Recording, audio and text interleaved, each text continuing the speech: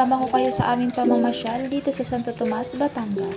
Dito nga po kami pumunta sa National Shrine of Saint Padre Pio. Tanghali na nga din po kami nakarating dyan, kaya po pagdating namin ay napakadaming tao na.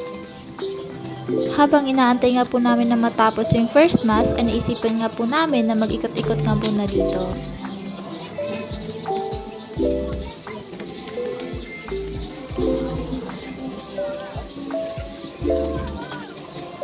Pangalawang beses nang nakapunta dito si Mister, kaya po alam na niya yung pasikot-sikot dito sa Padre Pio.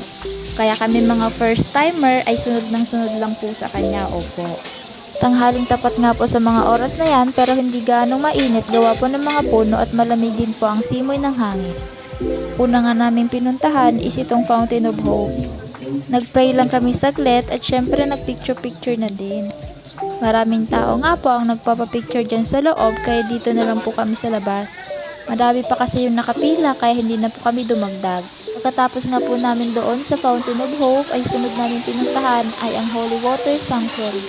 Dito nga po sa loob ng Holy Water Sanctuary ay madami din po kumukuha ng tubig dahil na-bless na po ito ng pare. Karamihan din po sa mga nagpupunta dito ay umiinom po mismo doon sa fountain dahil po sa malakas nilang paniniwala kay Padre Pio. Yun po ay yung mga taong may karamdaman. Kukuha nga sana kami ng holy water dyan na galing sa fountain, kaso lang wala po kaming dalang water bottle. Kaya ang ginawa ko na lamang po ay naghagis na lang po ako ng barya at nagpray. At syempre pagkatapos po namin manalangin ay hindi po mawawala yung picture taking. Pagkatapos nga po namin sa Holy Water Sanctuary ay pumunta na po kami dito sa pangalawang simbahan, ay dito po gaganapin ang second mass. At pagkatapos nga po namin magsimba ay kumain na nga po kami. Dahil sa mga oras na yan ay gutom na po kaming lahat.